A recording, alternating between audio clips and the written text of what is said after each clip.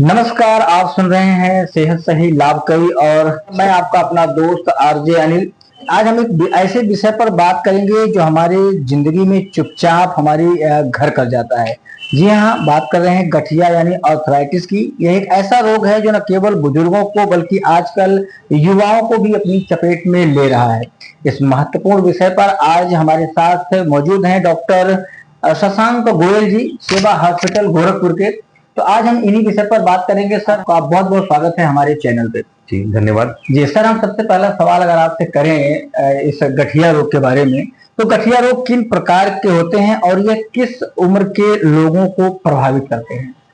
देखिए, जब हम गठिया रोग के बारे में बात करते हैं तो गठिया रोग मतलब आर्थराइटिस जी। और आर्थराइटिस बहुत भिन्न भिन्न प्रकार के हो सकते हैं। जी। ठीक है, जिसमें कि सबसे कॉमन है, जो सबसे ज्यादा होता है, जो आमतौर पे जो हम गठिया बोलते हैं, वो होता है ऑस्टियोआर्थराइटिस। उसके अलावा रोमेटॉइड आर्थराइटिस हो सकता है, रिएक्टिव आर्थराइटिस हो सकता है, यूरिक एसिड से रिलेटेड जिसको गाउटी आर्थराइटिस कहते हैं, नॉन सीरो नेगेटिव आर्थराइटिस हो सकता है। तो इस तरह के काफी प्रकार होते हैं। लेकिन अगर आज के संदर्भ में देखें तो ऑस्टियोआर्थराइटिस जो है वो सबसे कॉमन आर्थराइटिस होता है और ये जनरली ज्यादा उम्र के लोगों में होता है जो कि 50 के ऊपर होते हैं। ठीक है, ये एक तरह का वेयर एंड टेयर होता है। बेसिकली उम्र के साथ घुटने घिसते हैं, सभी लोगों के घिसते हैं। ठीक है, और जैसे जैसे उम्र बढ़ती जाती है वो घिसावट ज्यादा होने की वजह से ये गठियों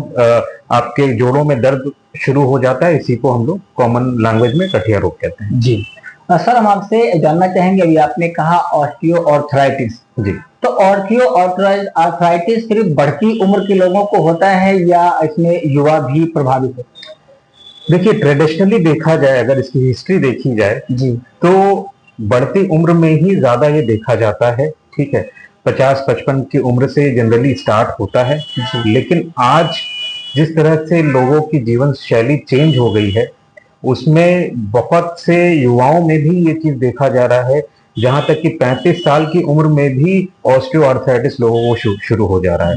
और इसके मुख्य कारण यही है कि उनकी लाइफस्टाइल बहुत ज्यादा खराब है, जिसकी वजह से सारी प्रॉब्लम्स आज के समय आ रही है। जी जी सर, हम आपसे ये भी जानना चाहेंगे कि क्या गठिया रोग के बचाव संभव है? अगर हाँ, तो इसमें क्या क्या उपाय करने चाहिए?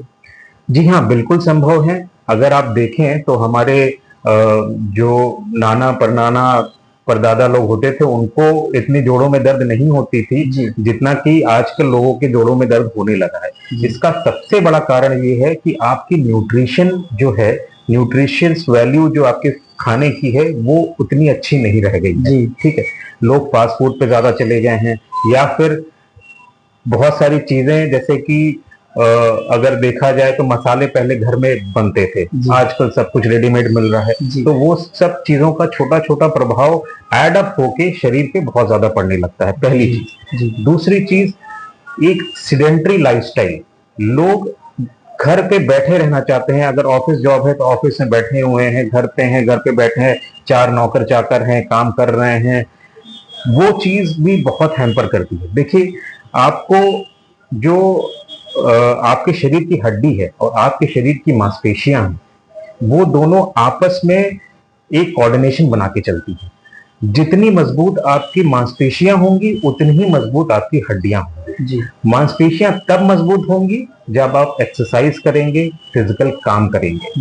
जैसे जैसे कि आज के लाइफस्टाइल में फिजिकल काम कम होता चला जा रहा है, लोगों की मसल्स कम होती चली जा रही हैं, जिसकी वजह से हड्डियां भी कमजोर होती चली जा रही हैं। और यही सबसे बड़ा रीजन है कि लोगों को ऑस्टियोआर्थराइटिस इतनी जल्दी होने लगा है। जी जी सर, हम आपसे भी जानना चाहेंगे कि क्या इस रोग में दवाइयों और सप्लीमेंट का रोल कितना प्रभावी है? जी, दवाइयों और सप्लीमेंट्स का रोल तो है ही। देखिए, लेकिन दवाइयों और सप्लीमेंट तक पहुंचने से पहले आपको इस चीज की जानकारी होनी जरूरी है कि आप अपने बॉडी को स्वस्थ रखें, स्ट्रांग बनाएं। जब आपकी उम्र एक लेवल से ज्यादा हो जाती है, 50-55 साल जब आप क्रॉस कर जाते हैं, तब संभव नहीं होता है कि तब भी आप शारीरिक शरीर से उतनी ही सारी चीजें कर पाए जितनी आप पहले कर पा रहे थे। और उस समय ये सारी दिक्कतें आनी ज्यादा शुरू हो जाती है, ज्यादा परेशान करनी शुरू हो जाती है। उस समय हमें दवाइयों का उपयोग करना पड़ता है। दवाइयां कभी भी बिना डॉक्टर के सलाह से ना लें, ठीक है, लेकिन बड़ी उम्र में दवाइयों से और सप्लीमेंट से ही इसको हम रोकथाम कर सकते हैं।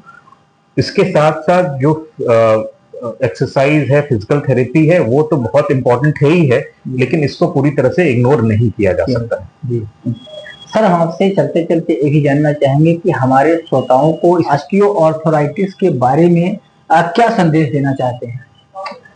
देखिए, गठिया रोग, ऑस्टियोआर्थराइटिस, जोड़ों के दर्द, ये इतने कॉमन हो गए हैं आजकल परिवेश में कि सबको जानकारी होनी जरूरी है, सबको अवेयर होना जरूरी है कि अपनी हड्डियों का ख्याल रखिए। ठीक, हड्डियां आपकी अच्छी हैं तो आप लंबे समय तक जीवित रहेंगे, स्वस्थ रहेंगे, अपने जीवन को एंजॉय कर सकते हैं। ठीक है, सिर्फ जीवित रहना ही काफी नहीं है। जितना जीवन आप यहाँ पर बिता के जा रहे हैं, उस जीवन को एंजॉय भी करना जरूरी है। आप अगर सिर्फ जीवित हैं, दर्द से परेशान हैं, घुटने इतने घिस गए हैं कि आप चल नहीं पा रहे हैं, घर में ही पड़े रह रहे हैं, बिस्तर पे ही पड़े रह रहे हैं, तो उस जीवन का क्या अर्थ है? जी, तो इसलिए उसके लिए अवेयर होइए कि कैसे अपनी हड्डियों को मजबूत रखें, कैसे अपने पैरों को मजबूत रखें। एक बहुत बड़ी स्टडी हुई थी जिसके अंदर ये पाया गया, जिनके पैर मजबूत हैं उनकी लाइफ ज्यादा लंबी है और ज्यादा अच्छी है, क्योंकि 1/3, पूरा का पूरा 1/3 आपके बॉडी का न्यूट्रिशन, आपके बॉडी का ब्लड आपके पैरों में होता है। और अगर आपके पैर मजबूत नहीं होते हैं, आपकी मोबिलिटी कम हो जाती है। धीरे धीरे मोबिलिटी कम होने की वजह से आप बिस्तर पे आ जाते हैं।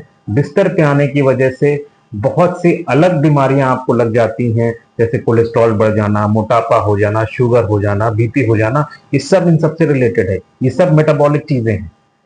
तो इस चीज के लिए अवेयर रहिए। खास तौर से यंग पॉपुलेशन को मैं कहूंगा कि खाने पे ध्यान दें, स्वादिष्ट खाने के पीछे ना पड़े, स्वस्थ खाने के पीछे पड़े, जिसमें कि न्यूट्रिशन वैल्यू ज्यादा हो। बाहर पैक्ड खाने को अवॉइड करें, जब तक कि मजबूरी ना हो उसको फैशन की तरह ना खाएं। खाना कोई फैशन नहीं है, खाना आपके शरीर की आवश्यकता है, उस आवश्यकता को पूरा करें, ना कि पेट भरें। और इन सबसे ऊपर बहुत ज्यादा जरूरी है कि आप फिजिकली कितने ज्यादा एक्टिव हैं। आप या तो कोई स्पोर्ट्स खेलिए, या कोई तरह का योगा या व्यायाम करिए, या जिम जाइए, लेकिन कुछ ऐसा करिए कि दिन में आप थकें, पसीना निकले और आपके सारे जोड़ों को एक बार मुड़ने का, खुलने का उसको अवसर मिले। बहुत बहुत धन्यवाद, आपने अपना अमूल्य समय दिया। धन्यवाद।